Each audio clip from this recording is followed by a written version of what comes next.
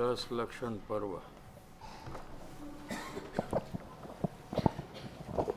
उत्तम आर्जव धर्म आत्माना જ્ઞાયક સ્વરૂપમાં કપટનો ભાવ જ ઉત્પન્ન થવા ન દેવો તે ઉત્તમ સરળતા છે. આત્મા જ્ઞાન આનંદની મૂર્તિ છે અને ક્રોધ માન માયા લોભથી રહિત છે. તેને જેવો છે તેવો સમજવો અને શ્રદ્ધામાં આત્મ સંબંધી વક્રતા ન કરવી તે સમ્યક દર્શન રૂપ સરળતા છે.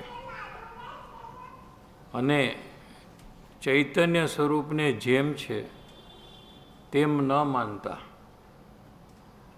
સ્વરૂપની આડાઈ કરીને આત્માને પુણ્ય પાપવાળું માનવું તે अनंत कपट है. आर्जव धर्म आज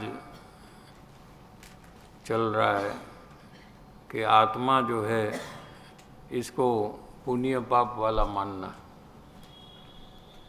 ये असरलता है.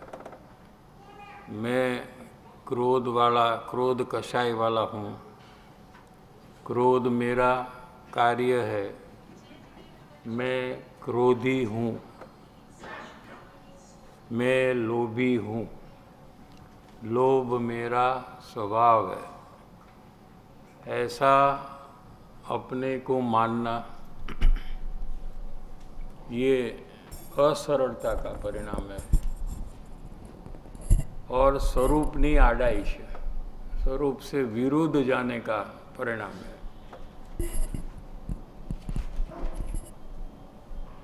પરના સંગથી કે પુણ્ય પરિણામથી આત્માને લાભ માનવો તે વક્રતા છે, અનાર્યતા છે. આર્ય એટલે સરળ, જેવું સહજ જ્ઞાયક મૂર્તિ આત્મ સ્વરૂપ છે તેવું જ માનવું. હું જ્ઞાયક મૂર્તિ છું, આનંદ સ્વરૂપ છું એમ માનવું, એમ વિચારવું મુમુક્ષુએ, એમ સમજવું, એમ નિર્ણય કરવો અને ત્યાર પછી આગળ વધીને આત્માનો અનુભવ કરવો. જેવું સહજ જ્ઞાયક મૂર્તિ આત્મ સ્વરૂપ છે તેવું જ માનવું, જરાય વિપરીત ન માનવું તે સરળતા છે. એક નિશ્ચય સરળતા છે અને એક व्यवहार सरलता है. व्यवहार सरलता से हम परिचित है और आगे वो विषय खुलने वाला है, हम वहाँ से लेंगे. અને ચૈતન્ય સ્વરૂપની સમજમાં આડાઈ કરીને કોઈ વિકલ્પ કે વ્યવહારના આશ્રય લાભ માનવો તે અનાર્યતા છે. कोई विकल्प, पुण्य भाव, पुण्य विकल्प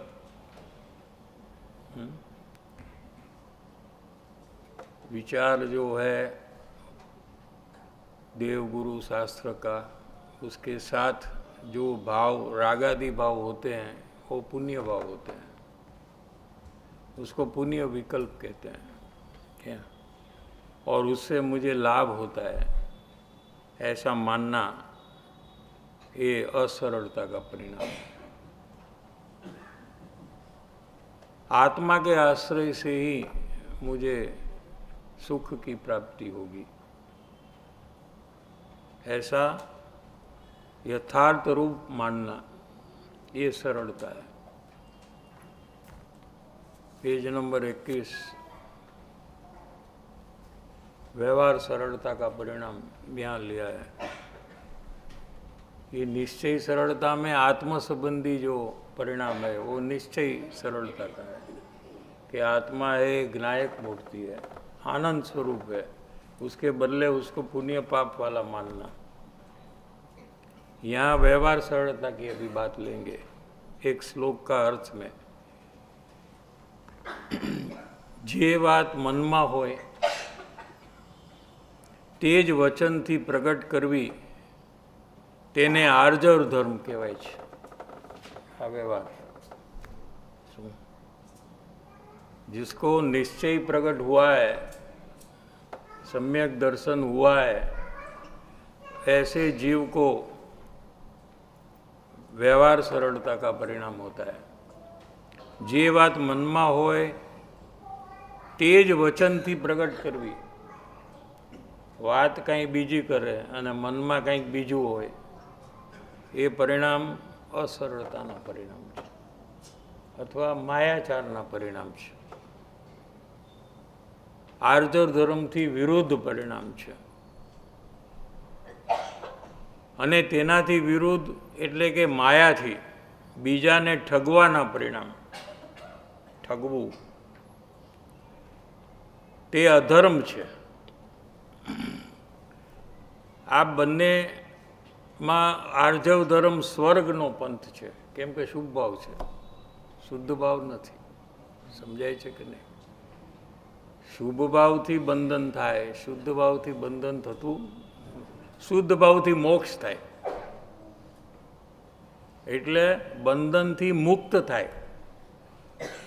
બંધાવું અને છૂટવું બે ઓપોઝિટ છે। जो भाव से बंधन होता है, माने जो दोष करने से आपको सजा मिलती है, वही दोष करने से आपको जेल में से छूटना नहीं हो सकता। क्या कहा? समझ में आ रहा है? नहीं? उदाहरण कि जैसे कोई चोरी करे तो उसको जेल की सजा हो, और दूसरी एक चोरी करे तो उसको जेल में से छोड़ दे, वो है। यानी कि जो शुभ भाव है उससे बंधन होता है, और वही शुभ भाव करने से वापस उसको मोक्ष होगा, ये कैसे हो सकता है? समझ में आ रहा है ना? शुभ भाव परंपरा से भी मोक्ष का कारण नहीं है। परंपरा से माने डायरेक्ट तो नहीं है, डायरेक्ट शुभ भाव करने से तो बंधन ही होता है, मोक्ष तो 3 काल में नहीं हो सकता। लेकिन पुण्य भाव करते करते जो पुण्य कर्म का बंधन होता है, वो पुण्य कर्म का जब फल आएगा उदय, वो टाइम में भी शुद्ध भाव नहीं होगा। अरे रे रे शू करवू, इसको परंपरा कारण का। समझ में आ रहा है? नहीं? वो टाइम में भी बंधन ही होगा।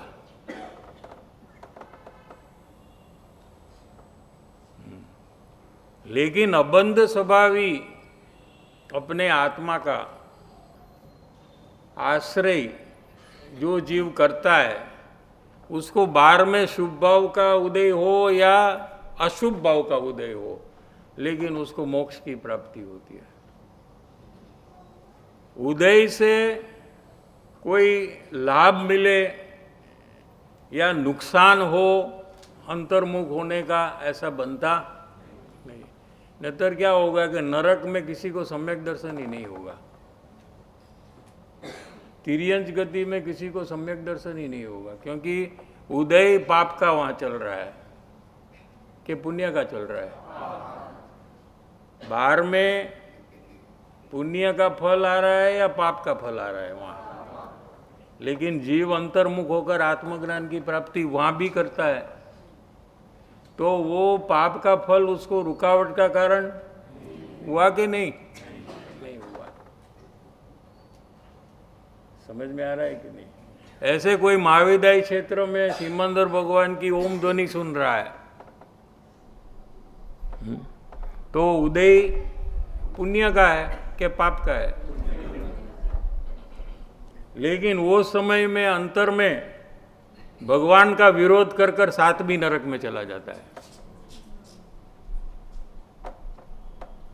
ऐसे कहने में आता है कि भगवान की वाणी जब खिलती है तभी 7वीं नरक का दरवाजा खुलता है, उसके पहले कोई 7वीं नरक नहीं जाता, उतना तीव्र कषाय नहीं होता है उसको, क्योंकि जगत में सर्वोत्कृष्ट निमित्त ये अरिहंत भगवान है, उसका उसने विरोध किया तो उसको 7वीं नरक का बंधन है। कोई वो फ्रेंड का विरोध किया या फ्रेंड का खून भी कर दिया तो 7वीं नरक में नहीं जाएगा। क्या पहली दूसरी तीसरी, अभी तो चौथी तक जाता है क्या खून करने वाले, लेकिन वहां तो एक भी कुछ खून नहीं किया, सिर्फ भगवान की वाणी सुनी और अंदर में विरोध किया कि आवो कई होय, आवो कई धर्म होय, पेट्रोल थी गाड़ी न चलती, चालवा वाळो जमीन ने अडतो नहीं, आ शरीर आ खुर्सी ना आधारे नहीं, आ खुर्सी आ जमीन ना आधारे नहीं, एम भगवान की वाणी में आवे। तो अंदर में आवो कई होय, आजो देखो है? अभी ये कुर्सी निकाल दो मैं गिर जाऊंगा, क्या भगवान कहते हैं? हाँ, अभी पेट्रोल नहीं है, गाड़ी कहाँ चलती है, देखो। हाँ, बराबर ना? भगवान की बात का विश्वास नहीं आएगा तो विरोध करेगा, वो विरोध करेगा तो 7वीं नरक में जाएगा।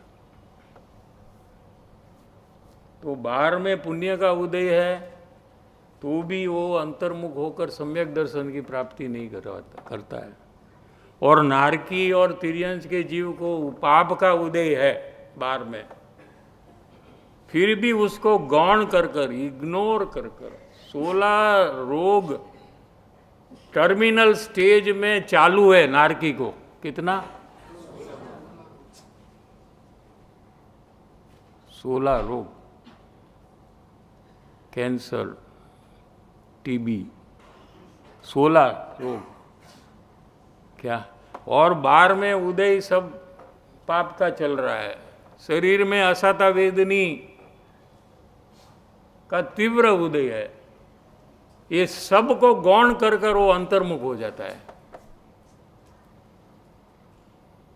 और हमको तो बाहर में क्या तकलीफ है उसकी अपेक्षा से, क्या प्रॉब्लम है?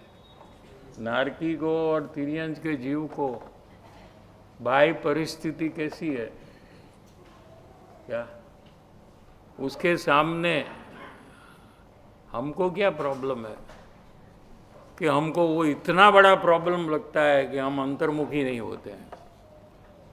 देख लो कि अभी तो मुझे बहुत परेशानी है, तबीयत जरा नरम गरम है, पैसा वैसा नहीं है, हाँ, ये सब ठीक हो तो मैं फिर मुझे तो फिर धर्म ही करना है और कुछ नहीं करना है। हाँ? तो नारकी और तिर्यंश के जीव को क्या बाह्य परिस्थिति है, वो सबको 1 सेकंड से उड़ाकर अंतर्मुख हो जाते हैं, उसके ऊपर से लक्ष्य हटा देते हैं। लक्ष्य हटा देते माने अपना ज्ञान वहाँ से उठाकर अंतर्मुख ले जाते हैं, तो वो काल में कोई रोग मिट नहीं जाते उसको, बाह्य परिस्थिति में कोई सुधारा नहीं होता उनको।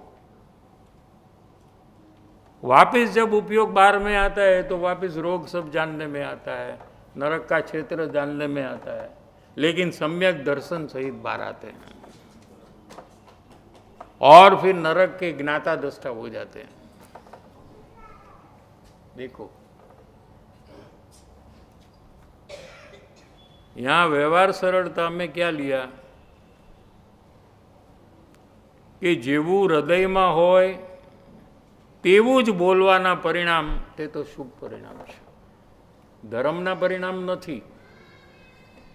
શું નિશ્ચય સરળતા નથી, આર્જવ ધર્મ નિશ્ચય નથી, વ્યવહાર આર્જવ ધર્મ છે। જો જ્ઞાની હોય તો એને વ્યવહારાર્થ ધર્મ છે, મુમુક્ષુ છે તો એને ફક્ત શુભભાવ છે. પણ એવો શુભભાવમાં આવ્યા વગર એને ભવિષ્યમાં સમ્યક દર્શન નથી થવાનું. એટલે પહેલાં મુમુક્ષુની ભૂમિકામાં જેવું મનમાં હોય એવું જ એની વાણીમાં આવવું જોઈએ અને એવું જ એના વર્તનમાં આવવું જોઈએ. એ જાતનો પ્રયાસ જે કરે છે એને મુમુક્ષુ કહેવામાં આવે છે. મનમાં કંઈક હોય, વાણીમાં કંઈક બીજું હોય અને કાર્ય કંઈક ત્રીજું કરે.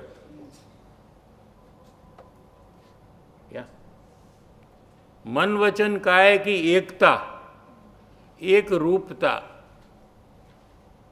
ये सरलता का परिणाम है. જેવું હૃદયમાં હોય તેવું જ બોલવાના પરિણામ. તો કઈ આત્મા બોલી શકે છે? તો એ વાત નથી, આ એક્ઝામ્પલ આપ્યો છે. कोई કહે કે क्या आत्मा बोल सकता है? कल तो बोला पासावरण का पुद्गल का काम है, आत्मा तो बोलता नहीं है. ऐसे तो कहा, अभी तो कहे कि आप जैसा मन में है ऐसा बोलो. तो बोल सकता है कि नहीं बोल सकता? हम तो कन्फ्यूज हो गए. समझ में आ रहा है कि नहीं? तो इसके लिए साधन है, शादवाद है. जैन दर्शन को समझने के लिए शादवाद का आधार लेना पड़ता है. समझ में आया? माने शाद माने अपेक्षा से कहना, वाद माने कहना. क्या अपेक्षा से कहा है? यहाँ कौन सी अपेक्षा है और वहाँ कौन सी अपेक्षा है, ये अलग अलग है. यहाँ क्या कहना चाहते हैं कि जब अंदर में सरलता का भाव होता है तो निश्चय से भाषा वर्गणा में भी सरल वाक्य का उच्चारण होता है. ऐसा जब मेल होता है, ये भाषा वर्गणा अपने आप ऐसे परिणमित होती है, क्योंकि जीव की भावना है सरलता को प्राप्त करने की. तो वो भावना का भाव निमित्त होकर, भाषा वर्गणा में निमित्त होकर, भाषा भी वो प्रकार की होती है. समझ में आ रहा है कि नहीं? फिर भी अज्ञानी वो भाषा का करता नहीं है. अज्ञानी बोल सकता नहीं है. समझ में आ रहा है कि नहीं? જેવું હૃદયમાં હોય તેવું જ બોલવાના પરિણામ, તે તો શુભ પરિણામ છે. વાણીથી ભિન્ન સ્વરૂપી છું અને જે શુભ પરિણામ થાય તે મારું સ્વરૂપ નથી, એમ સમ્યક સ્વભાવના ભાનપૂર્વક જ્ઞાનીને શુભ ભાવનો નિષેધ વર્તે છે. તેના એટલે જ્ઞાનીના શુભ પરિણામને વ્યવહારે उत्तम आर्जव धर्म कहवाय છે. क्या कहा कि ज्ञानी को आत्मा का आदर है, क्योंकि आत्मानुभव हुआ है और अनुभव में आत्मा परमात्मा स्वरूप अनुभव में आया है, तो उसका आदर उमटकर जोर से आता है. रोक नहीं सकते आदर को. अबज રૂપિયાનો હીરો હોય તો એનો મહિમા તમે રોકી શકો? મારે મહિમા કરવો પડશે. हाँ, એમ કરવો પડે? મહિમા नहीं हो रहा है मेरे को, मैं क्या करूँ? मैं क्वेश्चन, आप पे क्वेश्चन आंसर है ना, એમાં क्वेश्चन पूछे, एक लास्ट में पूछते ना आप 15 मिनट, ये करोड़ रुपया का हीरा है लेकिन मुझे महिमा नहीं हो रहा है, तो मैं क्या करूँ? वो प्रश्न हो कोई ना કે ન હોય? हाँ, समझ में आ रहा है कि नहीं?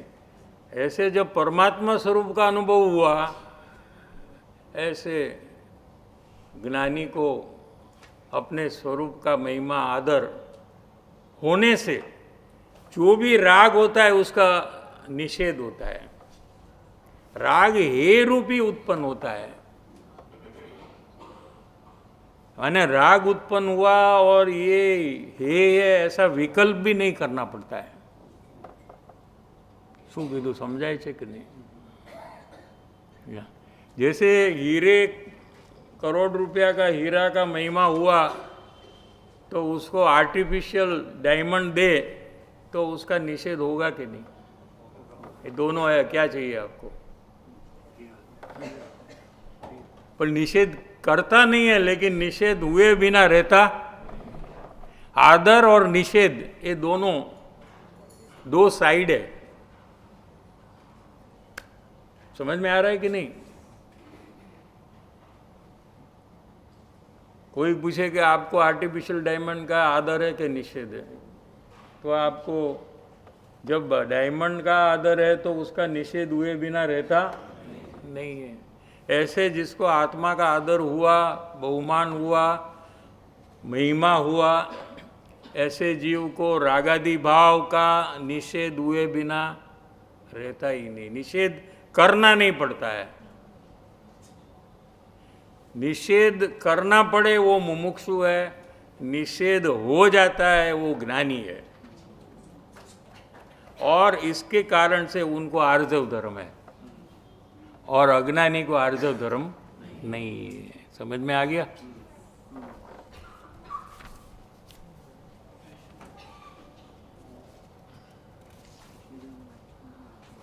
बाईस नंबर का पेज। अभी एक बहुत अच्छी बात आएगी, जरा एकाग्रता से सुनिए। लास्ट में 2 लाइनें। मुनि ने कोई दोष थयो होय, अभी मुनि का चला ना भक्ति, परम दिगंबर मुनिवर देखे। हाँ, ये परम दिगंबर मुनि की बात चल रही है यहाँ। भावलिंगी संत, हाँ, क्षणे क्षणे जेने आत्मानो अनुभव थाय छे एने मुनि कहेवाय छे। समझ में आ रहा है कि नहीं? ऐसे मुनि अगर आत्मा में अंतर्मुहूर्त स्थिर हो जाए तो उनको केवल ज्ञान की प्राप्ति हो जाती है, यानी नमो अर्यंताणम बन जाते हैं। समझ में आ रहा है? ऐसे मुनि की यहाँ बात चल रही है। द्रव्यलिंगी मुनि की बात नहीं चल रही है, जिनको आत्मा का अनुभव नहीं है लेकिन बाहर में दीक्षा नग्नपना है और जंगल में रहते हैं लेकिन आत्मा का अनुभव नहीं हुआ है। ऐसे द्रव्यलिंगी की बात नहीं चल रही यहाँ। समझाय छे कि नहीं?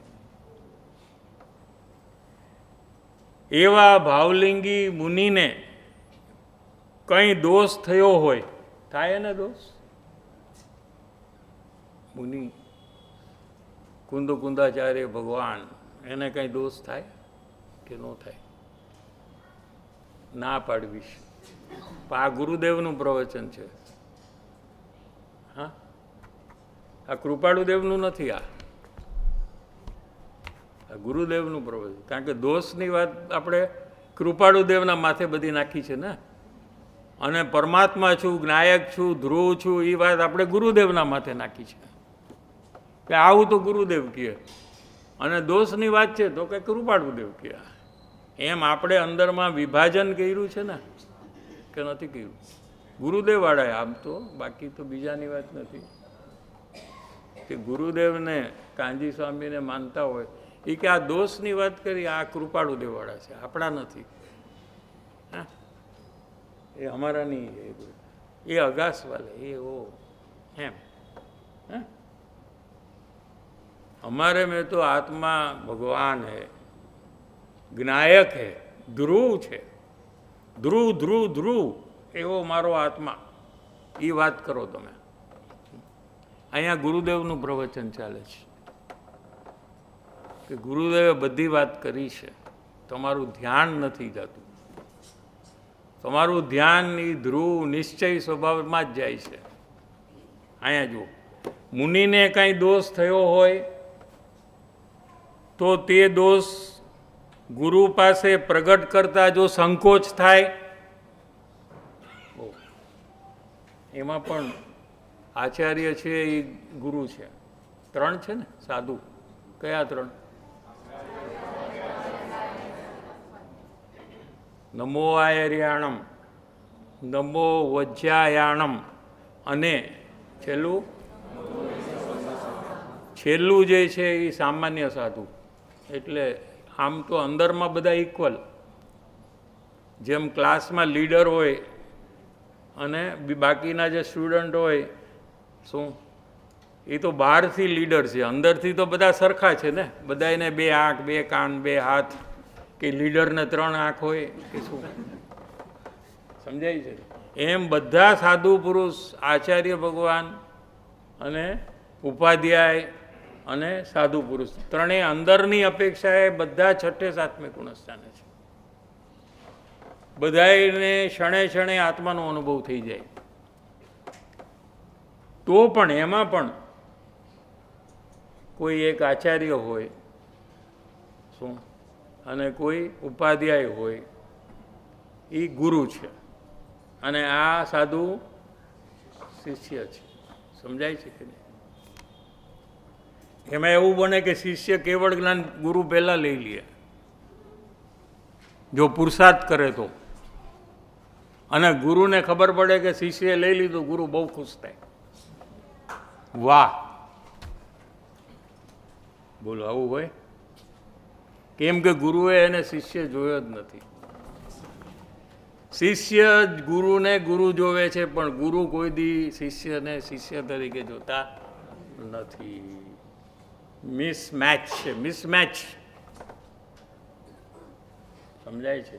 એને સાધર્મી તરીકે જ જોવે છે, પણ શિષ્ય છે એને ગુરુ તરીકે જોવે છે. આવી પરંપરા છે જૈન દર્શનની. મુનિને કોઈ દોષ થયો હોય તે દોષ ગુરુ પાસે પ્રગટ કરતા જો સંકોચ થાય તો તે માયા છે. આગળ વાંચું કે નહીં? भावलिंगी संत की बात चल रही है. उनको माया संज्वलन माया है. क्या है? संज्वलन, क्रोध, मान, माया, लोभ, ये चारों मुनि को होते हैं. ये माया की क्वालिटी अलग है. बहुत मंद तर है, एकदम पानी जैसी एकदम. और अज्ञानी को जो माया है वो घट है, घट. क्या ऐसी पतली है कि कभी भी टूटकर वो स्वानुभव अंदर में करते हुए आत्मा में स्थिर होकर केवल ज्ञान की प्राप्ति कर सकते. जो संकोच करे શું કે પોતાના દોષ કહેવામાં, તો તે માયા. સંકોચ કરે એટલે શું? हिचकचाहट. हिंदी में नहीं कहना, ऐसा नहीं, कहना तो है लेकिन कैसे कहे, ये संकोच. कहना नहीं है वो नहीं. संकोच शब्द का अर्थ समझ में आ रहा है कि नहीं? हाँ, कहना है लेकिन कैसे कहे, कब कहे? ये सब लोग बैठे हैं तब कह दे, कि रूम में जाकर अकेले कह दे, कि मैसेज भेज कर कह दे. ये सब विचार होता है ना, हाँ? जो ये माया का परिणाम है. એમ લ્યું જો અહીંયા. દોષ છુપાવવાની બુદ્ધિથી ગુરુ પાસે પ્રગટ ન કરે. दोष हो गया क्या, लेकिन हम गुरु को नहीं बताएंगे. बताएंगे तो हमारे बारे में क्या समझेंगे वो? ऐसा नहीं होता है. कि આપણે શું છે કે આપણે બી 6 7મે ગુણસ્થાને ઝૂલી છે ને આપણને પણ અંતર્મુહૂર્તમાં કેવળ જ્ઞાન થઈ જાય એવી દશા છે ને, તો પોતાની મેળે પ્રાયશ્ચિત લઈ લઉં છું.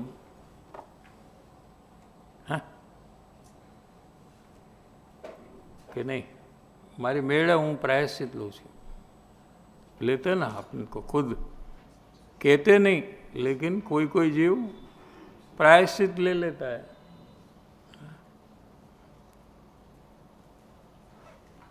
પોતાની મેળે પ્રાયશ્ચિત લે અગર તો હું મારો દોષ જાહેર કરીશ તો બહારમાં મારી નિંદા થશે.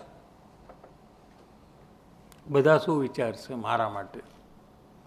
એવા ભયથી દોષ પ્રગટ ન કરે અથવા તો તે દોષને ઢીલો કરીને પ્રગટ કરે તો તે માયા છે.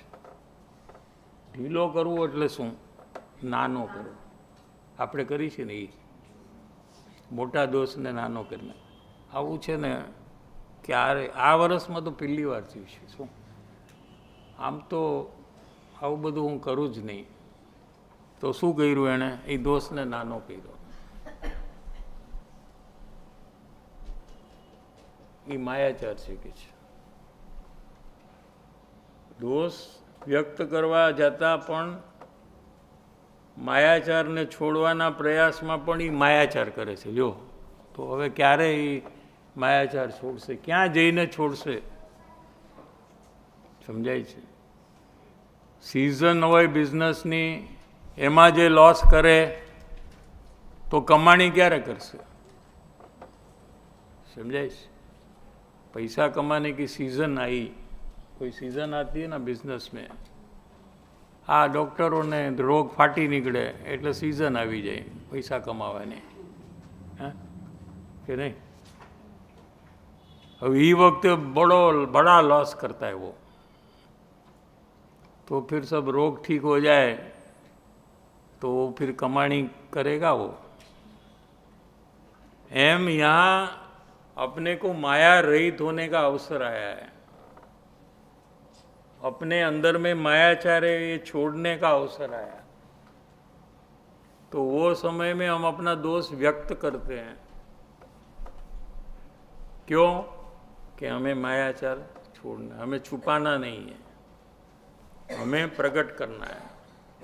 ऐसा हिम्मत, करेज लाकर जब हम कहते हैं, फिर नेक्स्ट सेकंड में हम उसको छोटा बना देते हैं कि आवू तो है ने मने आ वर्ष में पहली बार थी, आम तो आवू हूँ करतो नहीं. एने नानो कर्यो ई मायाचार पाछी थी गई. ल्यो है ने आमा गुरुदेवे कीधुं छे, आ तो बराबर पढ़ लीजिए गुरुदेव.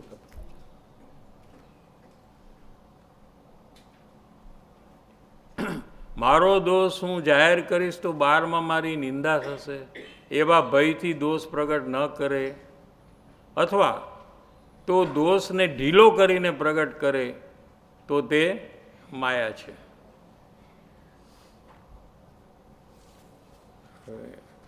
छेल्ले आ रीते उत्तम हाजर धर्मનું વ્યાખ્યાન પૂરું થયું.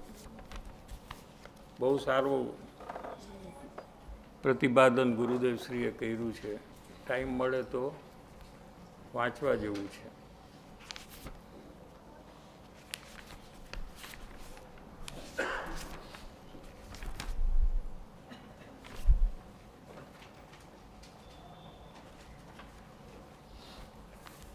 આપણે મુમુક્ષુ આરોહણ ક્રમ 22 નંબરના પેજમાં છેલ્લો પેરેગ્રાફથી લઈએ. આપણે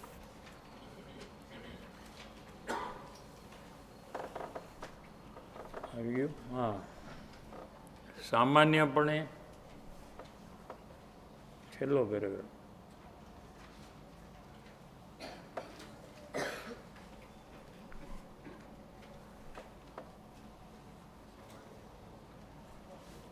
બાવીસ નંબરનું પેજ 21 છે. 22 છે મારામાં. ठीक है.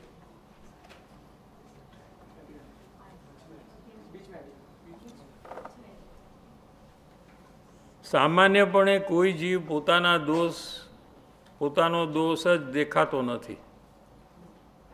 ગમે ત્યારે એને એમ કહેવામાં આવે કે તમે આમ ભૂલ કરો છો તો તે તરત જ એ બીજાના માથે ઓઢાડશે. શું કરીએ? સંયોગ જ એવા છે. શું? એટલે આમ દોષ કર્યા વિના ચાલે એમ નથી. શું સમજાય છે કે નહીં? હવે અહીંયા આવી જાઓ આર્જવ ધર્મમાંથી.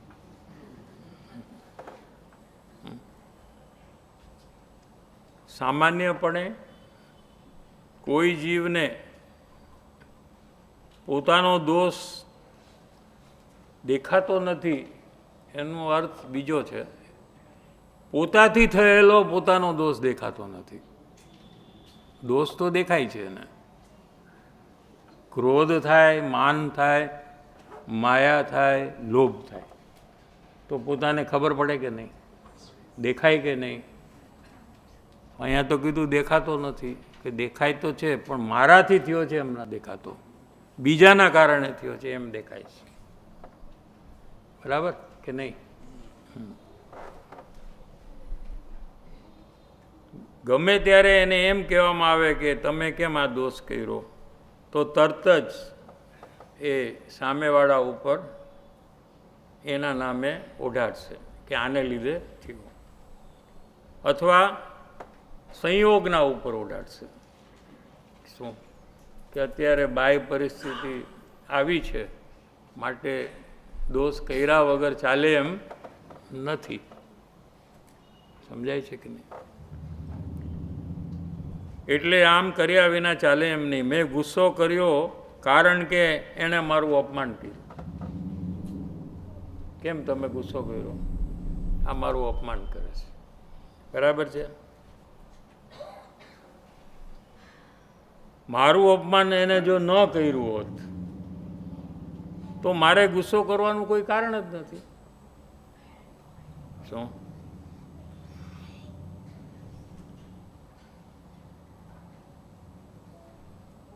માટે એ ગુસ્સો કર્યો એ મારો દોષ નથી. સમજાય છે? આપણે કઈ રીતે બધું સમજીએ છીએ, વિચારીએ છીએ. તો તમે એક કામ કરો, હું ગુસ્સો ન કરું, હા, મારો ગુસ્સાનો દોષ ન થાય એના માટે તમે એક કામ કરો કે ઓલાને કહો મારું અપમાન ન કરે. એ અપમાન નહીં કરે તો ગુસ્સો નહીં કરું તો દોષ જ નહીં થાય. બરાબર કે નહીં? મને તમારે નહીં કહેવાનું. क्या समझ में आ रहा है कि नहीं? अगर आपको कहना है तो उसको जाकर कहो तो भाई तू अपमान नहीं करना, आने गुस्सो આવી જાય છે. હા, બરાબર કે નહીં? સ્વતંત્રપણે ગુસ્સો એ મારો દોષ છે એ વાતનો સ્વીકાર કરવા કોઈ તૈયાર નથી.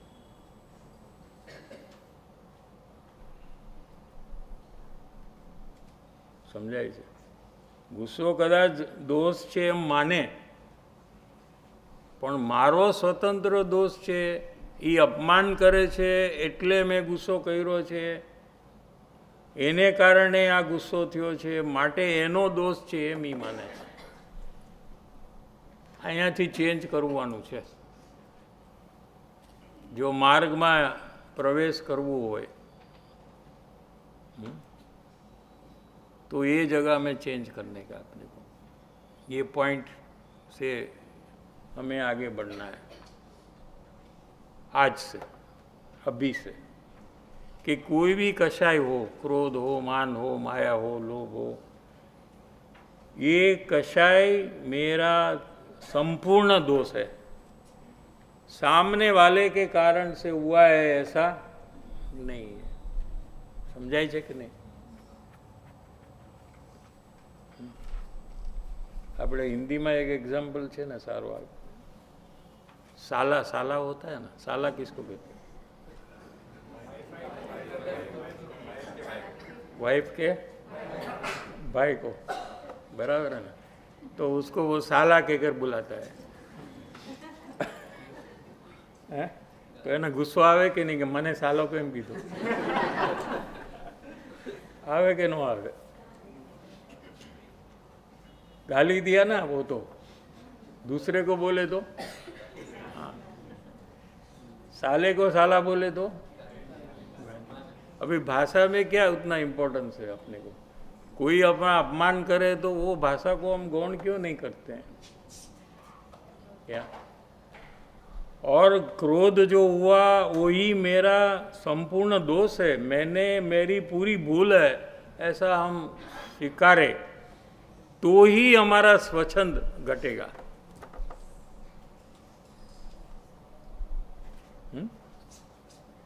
ये कर सकते कि नहीं, कि बहुत कठिन है? इजी है? किसको इजी है? हाँ, देखते सब लोग एक दूसरे जो हाथ किया ना बाजू बाजू उसका जरा ध्यान रखना। उसको थोड़ा गुस्सा दिलाना। हाँ, उसको गुस्सा हो ऐसा कुछ करो, फिर क्या कहते हैं देखिए। दोष का स्वीकार होता है कि तुम्हारे कारण से मुझे गुस्सा आ रहा है, ऐसा हो रहा है। हाँ? ये तो बहुत इजी, कोई कठिन नहीं है। क्या हम दूसरे के ऊपर दोष को स्थापित करते कि उसके कारण से हुआ है, तो उससे हमें कोई फायदा नहीं होता है क्या?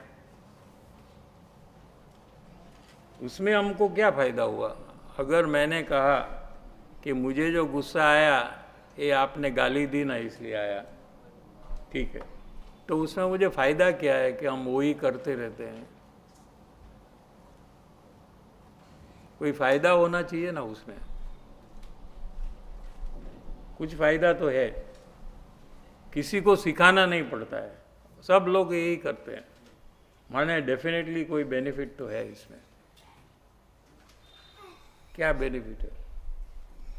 मुझे लगता है कि मैं ठीक हूँ। हाँ,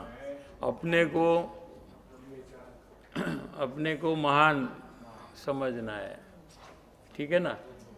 ऐसा भाव फिर चाइनीज हो के अमेरिकन हो के दुबई वाला हो, सबको आता है कि नहीं आता है? क्यों ऐसा आता है? किसी ने स्कूल में सिखाया है क्या, ये कॉलेज में, कि कभी भी दोस्त को स्वीकार नहीं करना आप लोग? ऐसा कोई पढ़ाई में आता है क्या? कोई बुक में आता है? हाँ,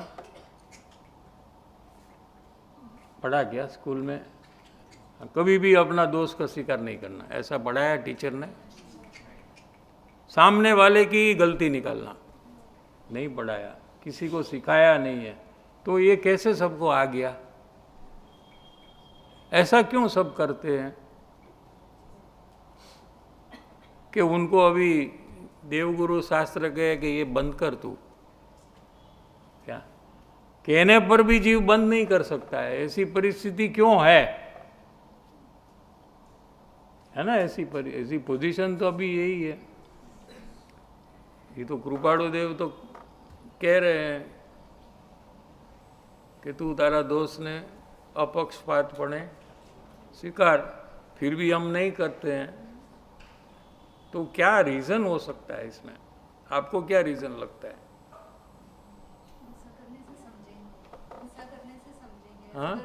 गुस्सा करने से वो वापस रिपीट एक्शन नहीं होगा। क्या स्वीकार करने का बात हो रहा है ना? मेरा ये दोष है, ये मेरा ही पूरा क्रिएशन है, इसमें किसी का पार्टनरशिप नहीं है, किसी का कोई रोल नहीं है इसमें, ये मेरी संपूर्णपणे पूरी गलती है। ऐसा क्यों स्वीकार नहीं करते हैं? क्योंकि ऐसा लगता है सर जी कि मेरे को दोष वाला ही मानेंगे सब। दोष वाला ना, मतलब मैं ऐसा ही हूँ, ऐसा एक नक्की हो जाएगा, ऐसा एक फीलिंग मेरा। ऐसा लगता है कि गुस्सा किया, उसके पहले गाली दी थी ना, गाली नहीं थी तब तक गुस्सा भी नहीं था। वही साला का बोला ना, साला। साला ने सालो क्यों, तो એને બહુ સારું લાગે।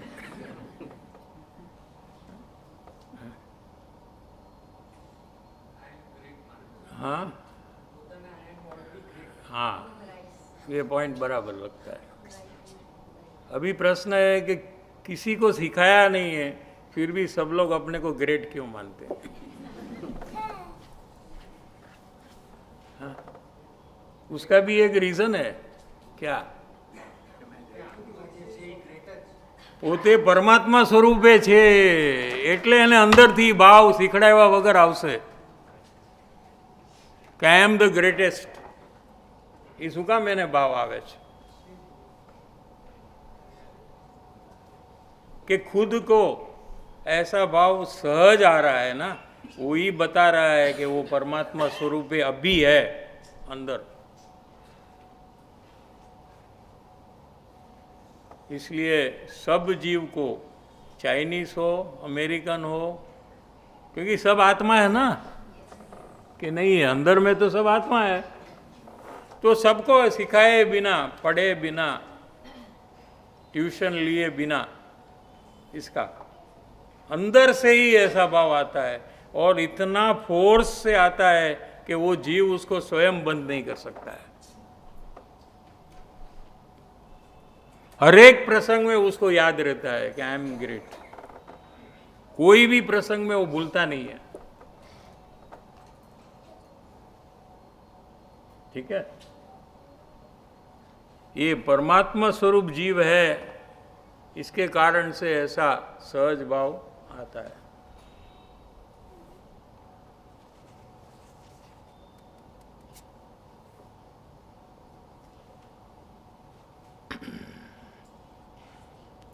સ્વતંત્રપણે મારો દોષ છે, એ દોષનો સ્વીકાર કરવાને બદલે એવો એને મોકો મળ્યો. શું? કોઈ દોષ બતાવે ને ત્યારે જીવને સ્વચ્છંદ ટાળવા માટે મોકો મળ્યો છે, એમ સમજવું. શું? બાકી સ્વચ્છંદ તો કેવી રીતે ટળશે? અને સ્વચ્છંદ છે એ પરિભ્રમણનું કારણ છે. એને સમજાય છે કે નહીં? તો દોષ બતાવે ત્યારે એને મોકો મળે છે. શું? એ સ્વીકારે એટલે એનો સ્વચ્છંદ સીધો તૂટવા માંડે છે. એ વાતનો સ્વીકાર કરવાને બદલે દોષનો આરોપ બીજા ઉપર લઈ જવો, એ પોતાના દોષનો પક્ષપાત છે. આ પક્ષ શું છે એ પહેલાં આપણે એનાલાઇઝ કરીએ છીએ, સમજીએ છીએ. પક્ષપાત કોને કહેવાય? कि જ્યારે कोई पण क्रोध मान माया लोभ का परिणाम अंदर में हो तो वो दूषित परिणाम है. अभी ये दूषित परिणाम का पक्ष करना और पक्ष नहीं करना, ऐसे दो प्रकार क्या है, इसकी परिभाषा, डेफिनेशन चल रही है अभी. क्या समझ में आ रहा है? कि जब क्रोध हो तो उसका पक्ष हम कैसे करेंगे कि सामने वाले ने गाली दी इसलिए ये दोष हुआ, इसका नाम क्रोध का पक्ष. समझ में आया कि नहीं?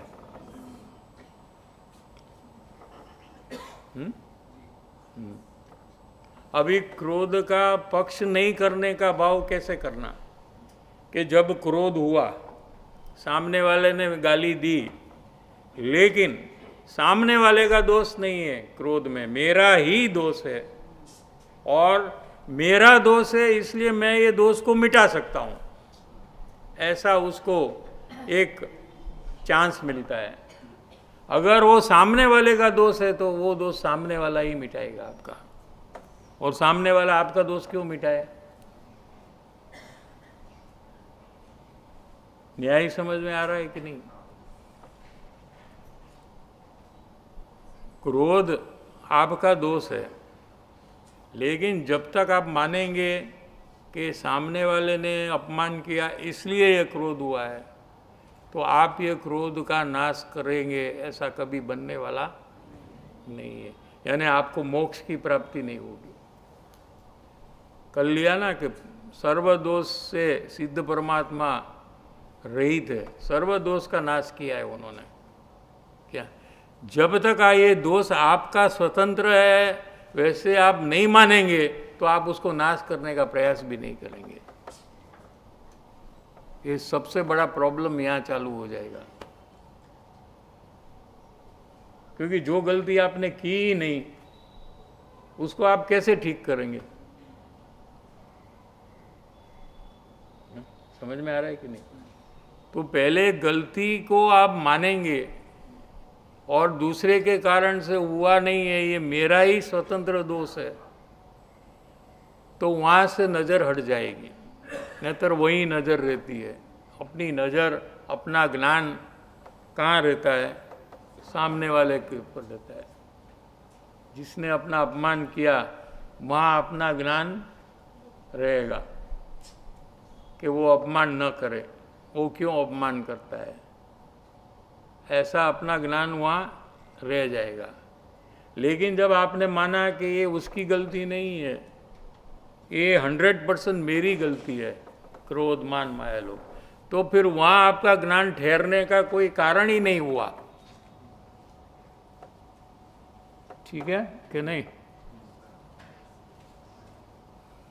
समझाइए। जैसे एक आदमी ने अपमान किया आपका और दूसरे लोग भी यहाँ बैठे हैं, तो आपका ज्ञान दूसरे लोग में नहीं जाएगा, वो आदमी के ऊपर जाएगा जिसने अपमान किया है। ठीक है? वो बीच में दूसरे भी आदमी रहेंगे, उसको छोड़कर उसको पास कर कर कर कर वहाँ जाकर अटक जाएगा। देखो वो कोने में उसने मुझे गाली दी, हाँ, तो बीच में इतने लोग हैं, उसको आप गौण करते हैं ना कि ये नजीक है तो इसके ऊपर डालो ना, इतना दूर क्यों कर ये ठीक रहेगा। एक दो लाफा मारना है तो नजीक है तो ठीक है, वहाँ जाकर यहाँ से चिल्लाना पड़े, हाँ? इसको तो इमीडिएटली कह देंगे ना, यहाँ ऐसा नहीं करते, वही है कल्प्रिट। तो अपना ज्ञान ये सबको इग्नोर कर कर वहाँ जाकर केंद्रित हो गया। ठीक है? तो जब आपने गुस्सा हुआ है, आपको ये गाली इसने दी इसलिए हुआ है, ऐसे जब मानेंगे तो आपका ज्ञान वो व्यक्ति में रहेगा। जब आप ऐसा मानेंगे कि उसकी गलती नहीं है, मेरी गलती है पूरे पूरी, तो आपका ज्ञान वहाँ से हटकर आपके दोष के ऊपर आएगा और दोष का पक्ष छोड़ने का चालू हो जाएगा और आगे जाकर ये दोष का नाश भी हो जाएगा। तो उपयोग जो है उसको वहाँ ठहरने का नहीं होता है, उपयोग अपने पर्याय में, अपने दोषित भाव में आ जाता है और उसका स्वीकार करने का कार्य में लग जाता है।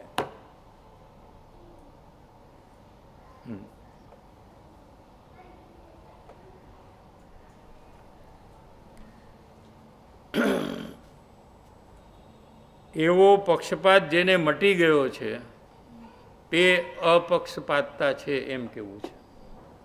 મને क्रोध हुआ, सामने वाले ने गाली दी, लेकिन सामने वाले की गाली के कारण से क्रोध नहीं हुआ है, ये क्रोध मेरी पूरे पूरी स्वतंत्र गलती है, जो मैं चाहूँ तो करूँ, न चाहूँ तो न करूँ, ऐसा मुझे फ्रीडम है। अपनी फ्रीडम भी दे दी उसने उसको। देखो अभी अपनी फ्रीडम अपने पास आ गई, तुमको गाली देना है तो दो, या तुमको जो करना है करो, लेकिन मुझे क्रोध करना है तो मैं करूँगा, नहीं करना है तो नहीं करूँगा। क्या? मेरी फ्रीडम मेरे पास है, मुझे गलती करनी है वैसी फ्रीडम है और सही करना है ऐसी भी फ्रीडम है। तुम्हारे कारण से, हाँ, मेरी फ्रीडम में छोड़ने वाला नहीं हूँ।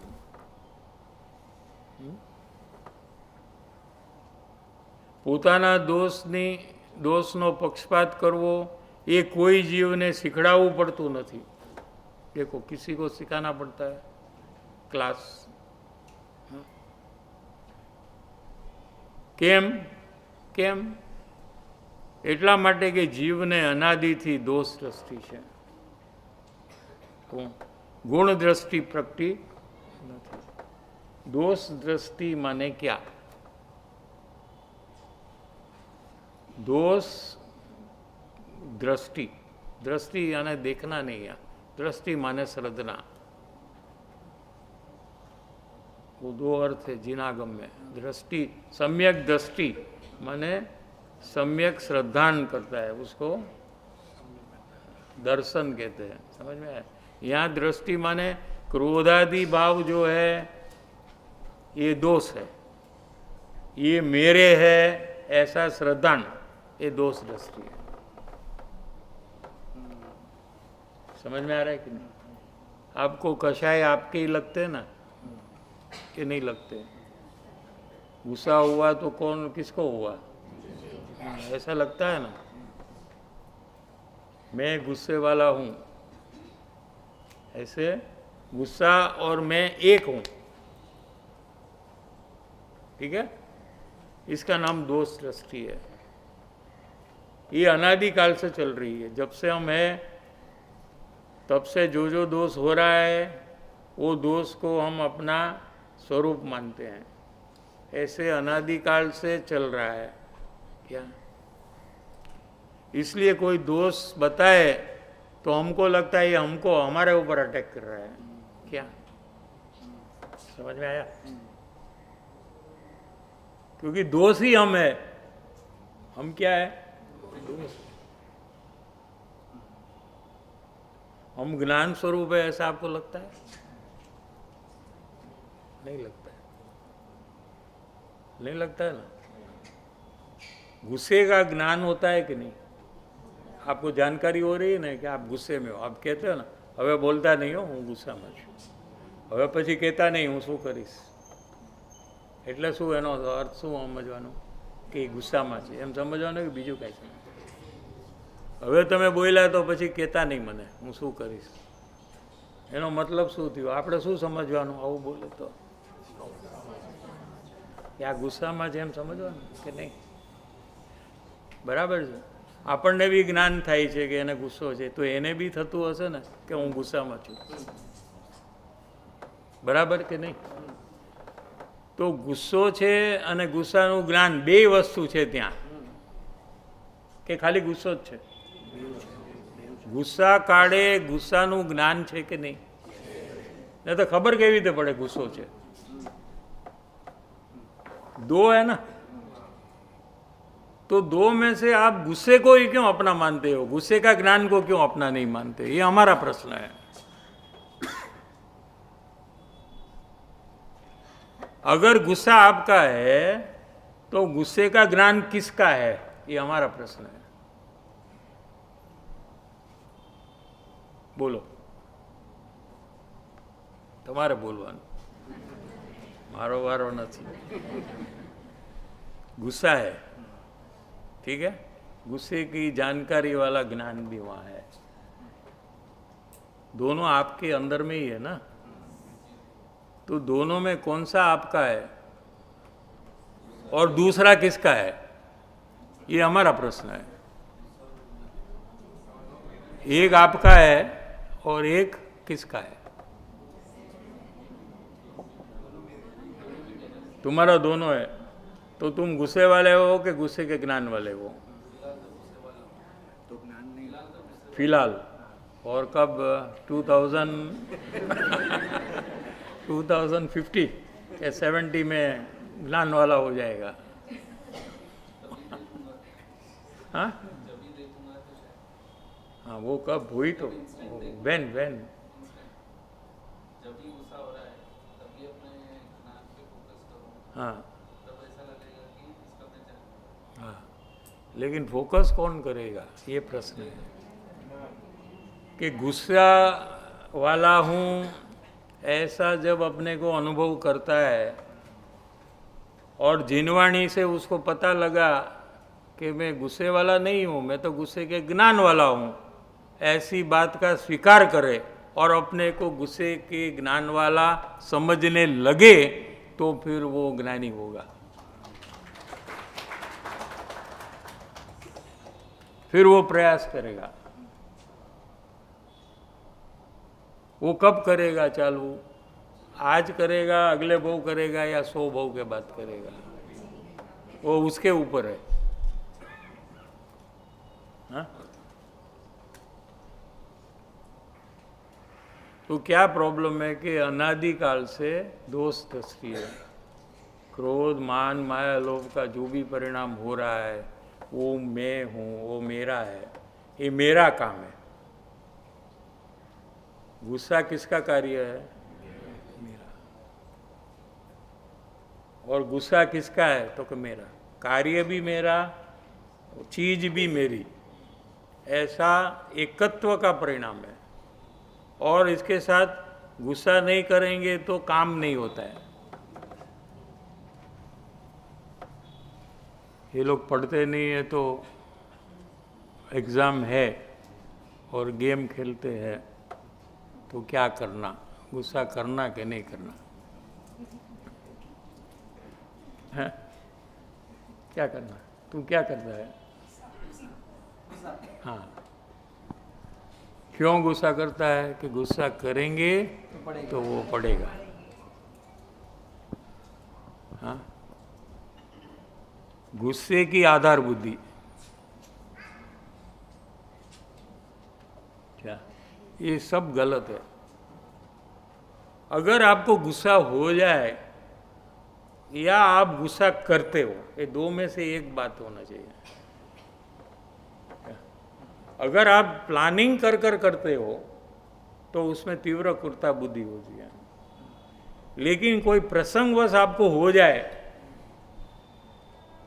कि पड़ता नहीं और आपको गुस्सा आ गया, तो आपको खाली नक्की करना है कि गुस्से के कारण से नहीं पड़ता है। बस इतना ही करना है और कुछ नहीं करने का। सिंपल है ना बहुत। धर्म प्राप्ति बहुत इजी है, उसको बहुत कठिन बना दी है पंडित लोगों ने, बड़ी बड़ी मोटी मोटी बात कहकर। ऐसा है बहुत इजी। क्या? पहला तो नक्की करना कि गुस्से से संसार में कोई काम होता है तो पुण्य पाप से क्या होता है।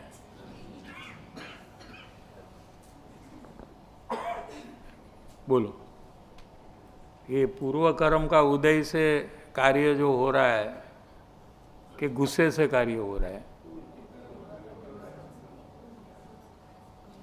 बराबर है। तो गुस्से से तो कार्य नहीं हो रहा है, ठीक है। तो गुस्सा करने से कार्य होगा, ये मान्यता तो तीव्र अज्ञान है।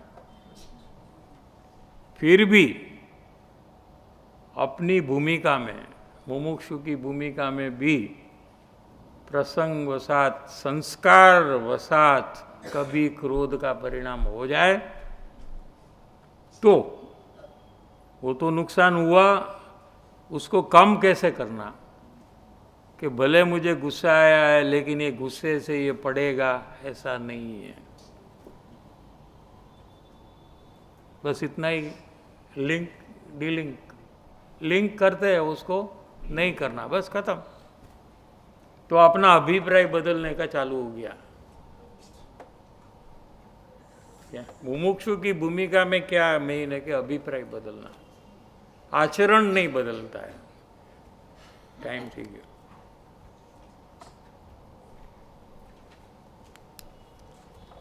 हाँ, 2 मिनट की ब्रेक के बाद 15 मिनट्स क्वेश्चन आंसर, यही विषय पे।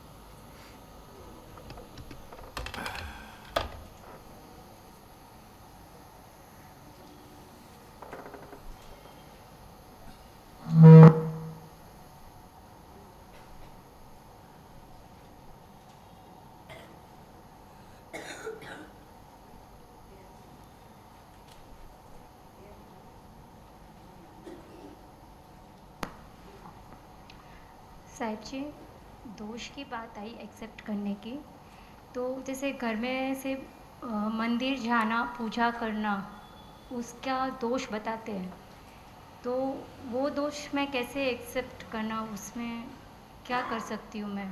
क्योंकि वो उसमें मिथ्यात्व का दोष लगेगा, उस डर से मैं नहीं जाती हूँ। तो मैं क्या करना, उसमें कैसे मेरा एक्सेप्ट करना दोष? समझा नहीं प्रश्न। मंदिर जाना कैसे दोष हुआ? स्थानकवासी श्वेतांबर, श्वेतांबर है। श्वेतांबर लोग मंदिर नहीं जाते? मंदिर जाते, मैं नहीं जाती, क्यों? मिथ्यात्व का दोष लगता है तो इसलिए। मंदिर में तो दिगंबर मंदिर में तो जा सकते ना। पर वहाँ पे दिगंबर मंदिर नहीं है। हाँ ठीक है,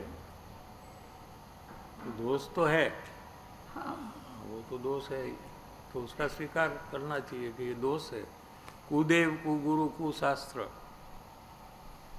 क्या देव का जो स्वरूप नहीं है वहाँ। देव तो जैसे पक्षापक्षी हमको नहीं करना है, लेकिन मुनि है श्वेतांबर के, ठीक है, उनको त्याग होता है कि नहीं? ज्वेलरी का त्याग होता है कि नहीं उनको? होता है साहब जी। हाँ, और वो जब मुनि से भगवान आगे है ना कि जी। नहीं? आगे। तो भगवान बड़े त्यागी है मुनि से भी, तो उनका तो संपूर्ण त्याग होते, तो आप ज्वेलरी उसको पहनाते हो, तो फिर वापस एक बार छोड़ा और वापस क्यों ग्रहण किया? न्याय समझ में आता है? त्याग तो जैसे आगे बढ़ते बढ़ते बढ़ना चाहिए ना, तो वापस क्यों वो आ गया वहाँ? तो ये स्वरूप ठीक नहीं है। जैसा देव का स्वरूप है वैसा देव का स्वरूप नहीं है। जो देव जो है वो तो महात्यागी है, उनको कोई परिग्रह ही नहीं होता है। लेकिन उनको परिग्रह वाला बताना और देखने वाला उसको परिग्रह वाला देखे, तो वो अपना परिग्रह कैसे छोड़ेगा? जब देव ही परिग्रह में है तो मुमुक्षु क्यों परिग्रह को छोड़े? जब देव को बाधा नहीं है परिग्रह होने पर भी, तो मुमुक्षु को कैसे बाधा होगी परिग्रह होने पर भी? तो ये सब न्याय से बात सही नहीं है, ठीक है। हमको तो समझकर चेंज होना, हमको किसी को समझाना नहीं है कि आप मत करो। हमको हमारा परिभ्रमण से, दुख से छूटना है बस। किसी की चर्चा वाद विवाद में हमको उतरना नहीं है। तो इसमें अभी मेरा दोष मैं कैसे एक्सेप्ट करूं? इसमें मैं क्या लेना? नहीं, कोई भी दोष बताए उसका मतलब ये नहीं है कि आप दोषित हो। क्या कहा यहाँ? क्या कहा अभी कि दोष बताए तो आप अंदर में चेक करो, ऐसा तो कहा है ना। तो आप चेक करो अंदर में, और आपको लगे कि मेरा दोष नहीं है, तो आपको स्वीकारने का कोई प्रसंग ही नहीं है, ठीक है ना।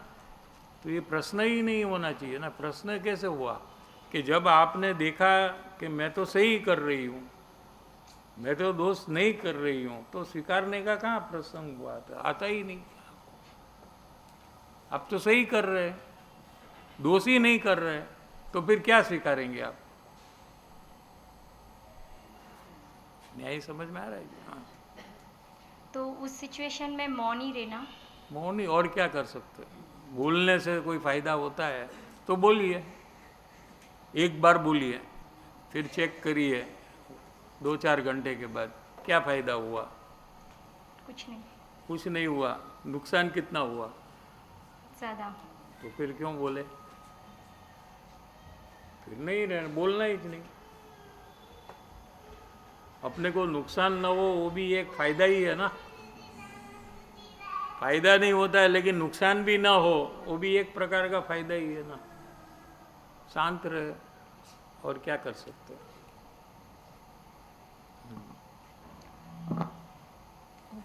Thank you sir.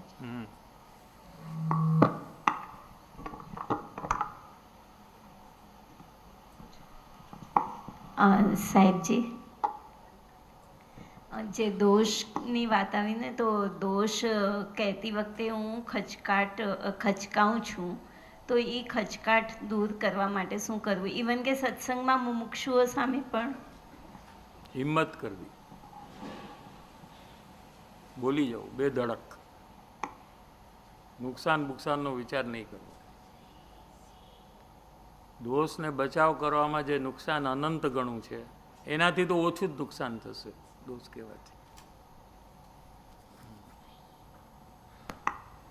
2-3 વાર હિંમત કરશો પછી ચોથી વાર તમારે કંઈ તકલીફ જ नहीं पड़े. ये सब स्टार्टिंग प्रॉब्लम होता है ना कोई भी काम में, ये स्टार्टिंग प्रॉब्लम है. लेकिन हिम्मत अगर कर ले कि कोई क्या भी समझे मेरे बारे में, मुझे कोई फर्क नहीं पड़ता है. हाँ, 2 बार 3 बार आप बोलेंगे फिर कोई तकलीफ नहीं है. एक बार तो ऐसी हिम्मत करनी चाहिए आपको, सबको.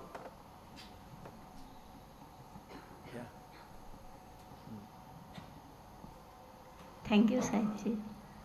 साहिब जी, आज बात आई कि जो मन में रहता है वही वाणी में रहना चाहिए और मेरे दोष का कारण मैं स्वयं हूँ, पर वो मैं नहीं करती. जैसे मतलब कि जैसे मुझे कोई मेरा दोष बताता है तो वो मैं स्वीकार नहीं करती. बाहर तो मैं चुप रह जाती हूँ लेकिन अंदर ही अंदर उनके ऊपर द्वेष भी करती हूँ और क्रोध भी करती हूँ. तो इस दोष को साहिब जी मैं कैसे निकालूं? स्वीकारो, और क्या है इसमें, तो बहुत इजी है ना. क्या तकलीफ क्या है? आप पहले से रेडी नहीं हो. कल बात आई थी कि हम लोग रेडी तो है लेकिन कोई दोस्त बताए उसका सामना करने के लिए रेडी है. हाँ? पूरी शक्ति से उसका, आप इसलिए मौन हो कि आप बोल नहीं सकते हो. ये आपका सेंसिबल काम है. आपको पता है कि ये व्यक्ति को मैं नहीं बोल सकता हूँ, लेकिन आपसे कोई छोटा है तो आप बोले बिना रहेंगे नहीं. आपका नौकर ने अगर आपका दोस्त बताया तो आप क्या करेंगे? मौन रहेंगे क्या? मैं तो मौन रहती हूँ. आप देखते हैं कि मैं कह सकती हूँ ऐसा नहीं है तो मैं मौन रहूँ. लेकिन जब कहने का मौका मिलता है तो कहे बिना रहते नहीं है. तो यहाँ क्या है कि सब जीव ने नक्की कर लिया है कि कोई भी अपना दोष बताए तो मर जाए तो भी मानना नहीं. मरी जाऊँ एना करता પણ દોષ માનવાનો જ નહીં આપણે.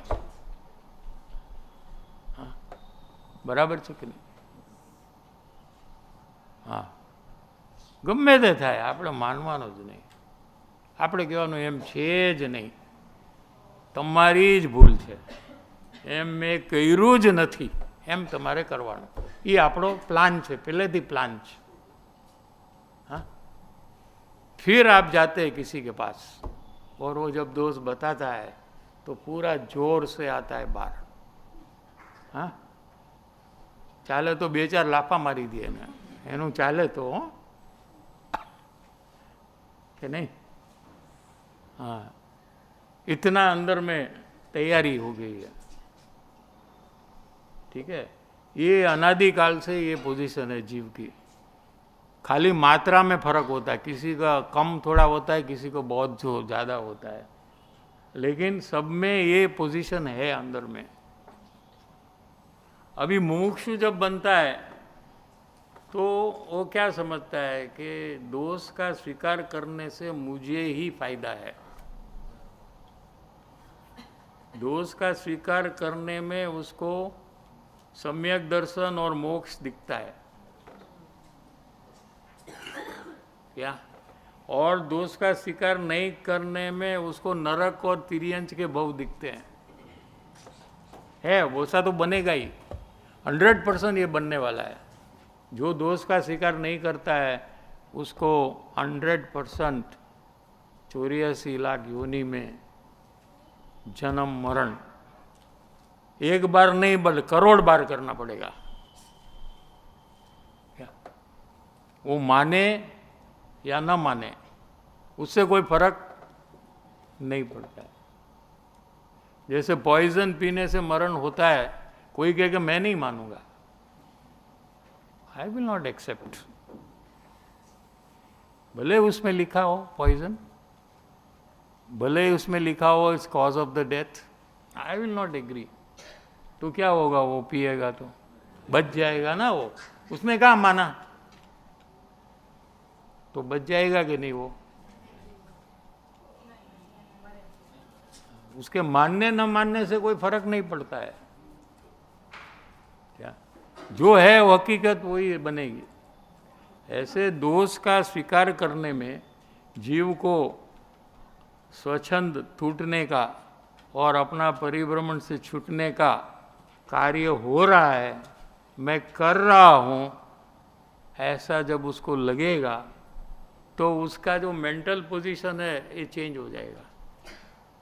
क्या कि अभी हमको विरोध नहीं करना है, कोई दोष बताए तो हमको स्वीकारना है, देखकर स्वीकारना है हमारे अंदर में वो दोष है कि नहीं, वो चेक कर कर तो क्या जेन्युइनिटी आती है, कृत्रिमता, आर्टिफिशियलिटी नहीं कि हमको बोला है कि दोष का स्वीकार करना इसलिए हम तो करते हैं, हो कि न हो, ऐसा नहीं।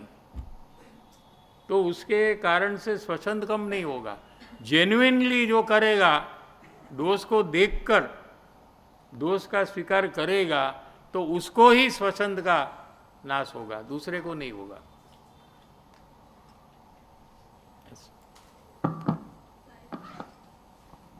जय जितेंद्र।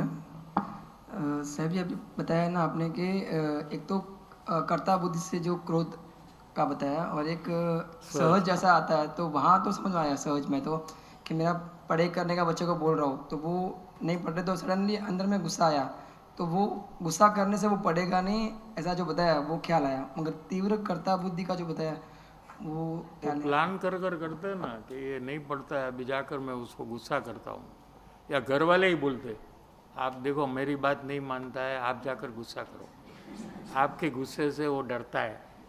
हाँ? घर में, हमारे घर में तो ऐसा है आपके घर में कैसा है पता नहीं क्या? तो आप भी जाते हैं प्लान कर कर, देखो मैं इसको अभी पढ़ा कर आता हूँ तो ये तो प्लानिंग कर कर जो करता है, इसमें तीव्र कर्ता बुद्धि होती है, क्योंकि आप प्लान कर कर कर रहे हो और आप मानते हो कि गुस्सा करने से देखो ये पड़ता है ना, ऐसे आप कनेक्ट भी कर कर आते हो। और घर वाले भी पूछते क्या हुआ, पढ़ता है कि नहीं? हाँ पढ़ता है तो ये प्लान्ड है। लेकिन आप उसको समझा रहे हो बेट पढ़ो, तो वो बोलता है कि नहीं, फिर वापस समझाते हो नहीं, फिर हाँ बोलकर फिर गेम खेलने लग जाता है, तो धीरे धीरे आपको गुस्सा आने लगता है। गुस्सा करना है ऐसा नहीं है, गुस्सा आता है क्योंकि आपके संस्कार है पुराने, ऐसे ऐसे प्रसंग में आपने बहुत गुस्सा किया है तो उसके संस्कार पड़ गए हैं। संस्कार समझ रहे ना?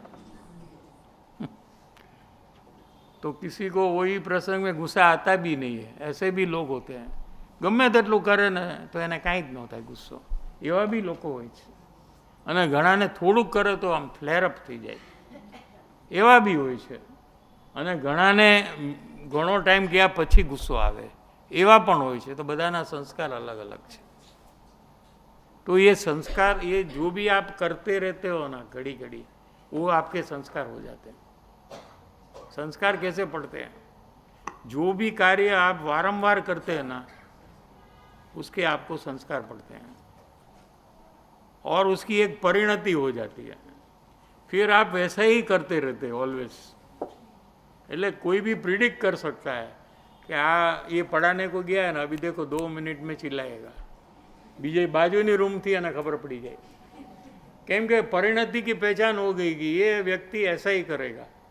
आज आसे ने कहीं कहेशे ज नहीं, प्रेमथी वातो कर्या करशे અને टाइम बगाड्या ज करशे, एम पहलेथी एनी परिणति खबर है लोकोने। तो सबकी अलग अलग होती है क्या?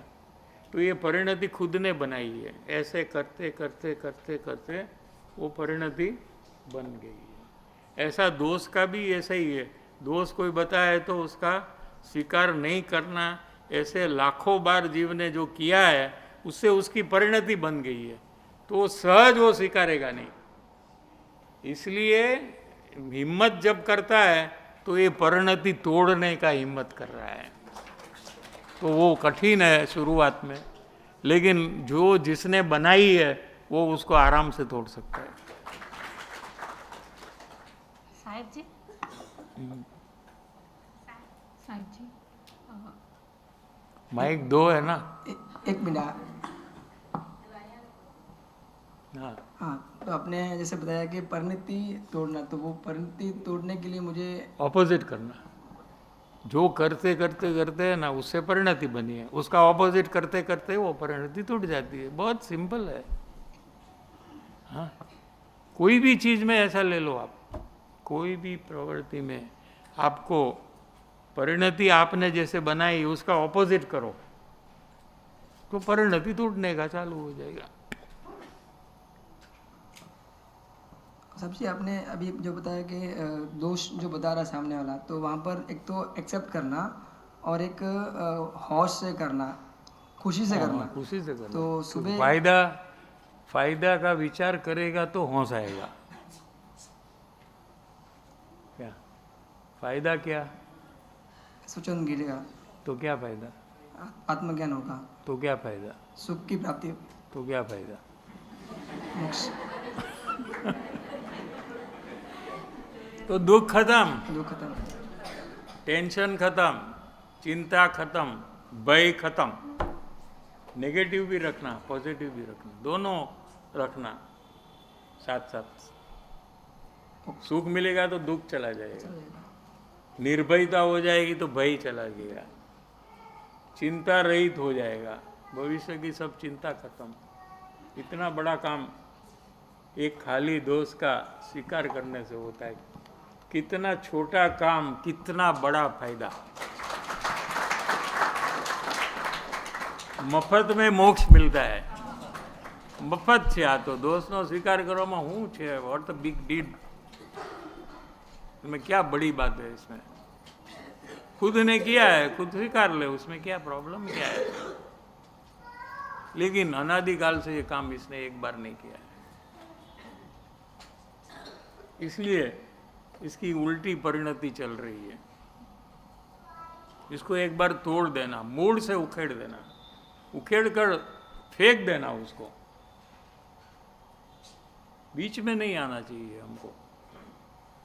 क्या इतनी हिम्मत अगर आप रखेंगे तो ये तो परिणति ध्रुजने लगेगी। अरे आ तैयार થઈ ગયો, હવે બીજા બાજુવાળાને ગોતો, આ બાજુવાળો પાગલ બેઠો છે, મસ્તો છે, આની અંદરમાં વ્યા જાઓ, આને છોડો। हाँ, अभी आप ध्रुजते हैं, फिर वो ध्रुजेगा।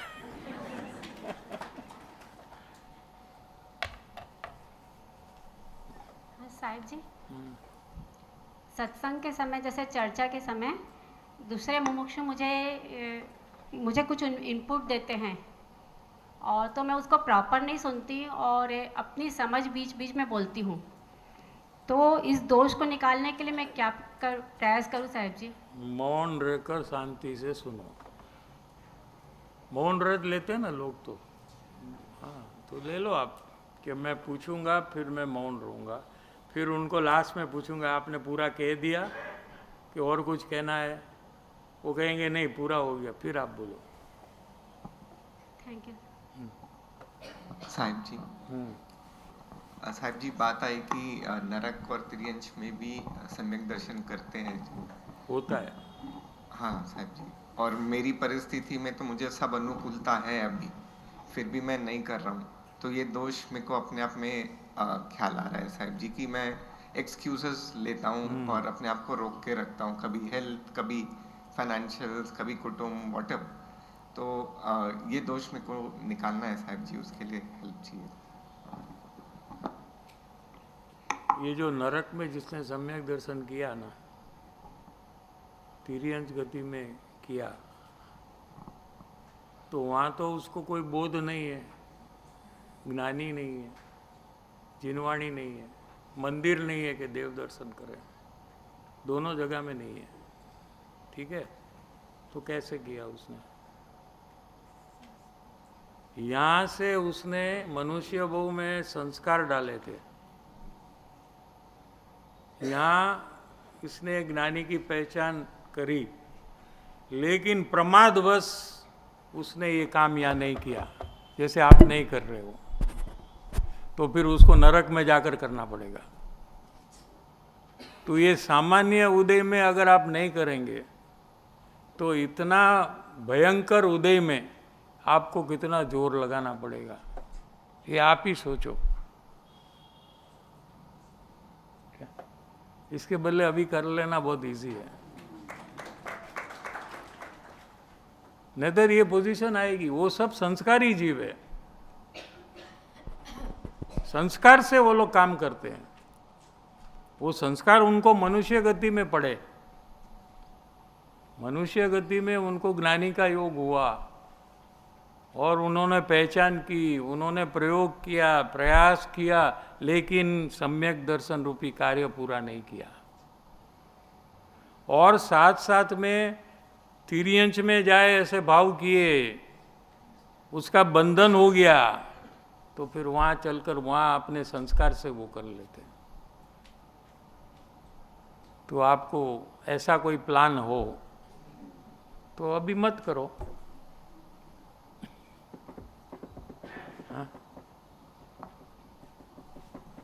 साहिब जी। जी साहब जी। साहब जी एक और क्वेश्चन भी था। जो बात आई कि मैं ग्रेटेस्ट हूँ या मैं महान हूँ, ऐसा एक सहज भाव आता है। साथ में ये बात भी आती है ना साहिब जी की वही मेरा स्वच्छंद भी है, ईगो भी है। तो यहाँ पे आइडेंटिटी का प्रॉब्लम है, इसके लिए ऐसे कर रहा हूँ क्योंकि मैं अपने आप को शरीर विजित मानकर मैं महान हूँ ऐसा देख रहा हूँ, वैसे समझना ना साहिब जी। देखो, आपका स्वरूप है, ये परमात्मा स्वरूप है, इसलिए आपको ऐसा भाव आता है कि आई एम ग्रेट, ठीक है।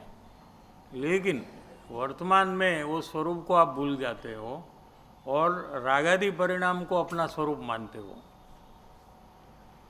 ठीक है। तो ये थोड़ी पोजीशन ऐसी है अंदर में कि रागादि भाव और शरीर को आप अपना मानते हो, ठीक है। उसके कारण से ये पोजीशन हो गई है। क्या प्रश्न है आपका अभी? नहीं तो साहब जी वही समझ रहा था कि एक तो सहज तरीके से ये भाव आएगा, वो तो बराबर है, हाँ। साथ में ये जो भाव है उसको स्वच्छंद भी कहा है, ऐसा समझ रहा हूँ साहब जी। स्वच्छंद में क्या है कि आपका जो नहीं है उसको आप अपना मानते हो। आपके आत्मा को आप अपना मानो तो वो स्वच्छंद नहीं है। शरीर को अपना मानो तो रागादि भाव को अपना मानो, दोष को अपना आप नहीं मानते हो, दोष अपना भूल है ऐसा नहीं मानते, तो ये सब स्वच्छंद में आता है। लेकिन आत्मा को अपना मानना ये तो यथार्थ है, सही है, ठीक है ना। हाँ, थैंक यू साहब। साहिब जी जैसा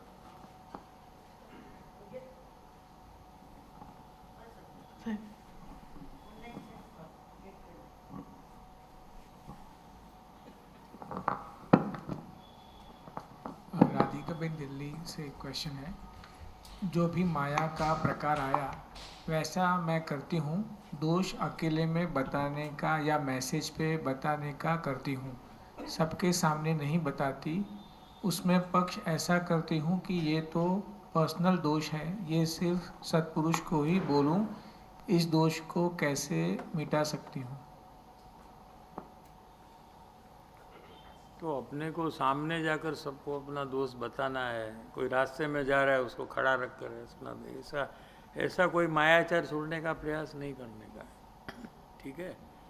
तो कोई अपने को बताए और हम छुपाते हैं तो हमको छुपाना नहीं चाहिए, ऐसी बात है। और हम किसको अपना दोष बताएंगे कि जो अपने को आगे बढ़ने में, दोष मिटाने में कोई मदद करे, तो ऐसे व्यक्ति को हम बता सकते हैं। मुमुक्षु है जो अपने से आगे है, जिसने वो काम कर लिया है, तो उनको पता होता है कि कैसे ये दोष से छूट सकते हैं, तो हम उनको व्यक्त कर सकते हैं। सबको कहने का क्या फायदा हुआ? कोई फायदा तो नहीं है ना, और उसमें छुपाने का भी भाव नहीं है। लेकिन कहने से फायदा नहीं है इसलिए नहीं कहते, छुपाने के कारण से नहीं कहते, वो नहीं है।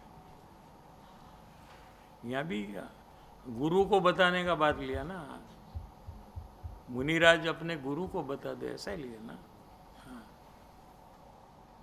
तो दूसरे अपने लेवल वाले साधु को बताए न बताए वो उनका चॉइस है, लेकिन गुरु के पास तो व्यक्त करना है, ऐसा लिया है यहाँ अपने को। आज ये आया था। उनका दूसरा दोष बताया ना, I am very Moody this days and internally I blame it on the changes in the body. I am not taking complete responsibility of the Kashaya, and I do paksh that this is momentary and will go when the changes in the body stop. I want to get over it and stop the paksh of this dosh. देखो body में तो कभी भी change आएगा, वो सबकी body में changes आते हैं, ठीक है। और वो चेंजेस के कारण से कोई ना कोई उसका निमित्त नैमित्तिक संबंध होता है आत्मा के साथ। फिर भी आत्मा अपने उपादान से उसको चेंज कर सकता है। तो मूडलेस में से मूड में आना, वो काम भले वो शरीर की प्रकृति के निमित्त से उसको वो पोजीशन आई है, लेकिन स्वयं उसको ठीक कर सकता है कि अपने को जो पसंद है ऐसा कोई पढ़े सुने या मिले तो वापस मूड आ जाता है। तो ऐसा प्रयास कर सकता है, उसमें क्या प्रॉब्लम नहीं है।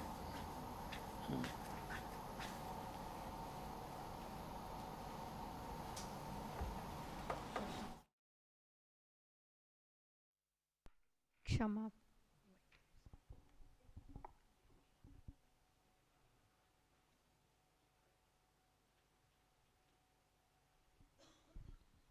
क्षमापना। हे નિરાગી પરમાત્મા, માયા કપટથી રહિતપણું, એવી સરળતા આજ દિવસ સુધા ઉત્પન્ન કરી નહીં. મારો આત્મા જ્ઞાનાનંદની મૂર્તિ છે, ક્રોધ માન માયાથી રહિત છે. તેણે જેવો છે તેવો કદી સમજ્યો નહીં, પોતાના દોષને કદી પ્રગટ કર્યો નહીં, દોષને દોષરૂપ માન્યો નહીં ને છુપાવીને પક્ષ જ કર્યો. ગુરુ ભગવંતોની યથાર્થ વાત રુચિ નહીં ને પછી પણ જે વાત રુચિ સમજાણી તો તેમનો ઉપકાર સ્વીકારવાને બદલે પોતાની જ મોટાઈ ખાતર તેમનો ઉપકાર પણ માન્યો નહીં. હવે દેવગુરુ શાસ્ત્રની આજ્ઞાથી પરનો આશ્રય પરનો પ્રેમ છોડીને સરળતાને કેળવીને જ્ઞાની પુરુષની આજ્ઞામાં રહીને બહુમાન ભક્તિપૂર્વક અનંતાનુબંધી માયાને છોડીને પોતાના આત્માની ઓળખાણ કરીને રાગ દ્વેષ રૂપી માયાનો ત્યાગ કરી ઉત્તમ આર્જવ ધર્મની આરાધનાથી દુર્લભ એવા મનુષ્ય ભાવને સાર્થક કરીશ. એ જ અંતરની ભાવના સાથે આપ શ્રીને વંદન કરીએ છીએ. ઓમ શાંતિ શાંતિ શાંતિ. परम उपकारी श्री सद्गुरु देवनो जय हो, जिनवानी मातनो जय हो, सनातन दिगंबर जैन धर्मनो जय हो, त्रिकालवर्ती पंच परमेष्टि भगवंतोनो जय हो, सर्वे ज्ञानी धर्मात्माओनो जय हो, आजना उत्तम आर्जव धर्मदीननो जय हो.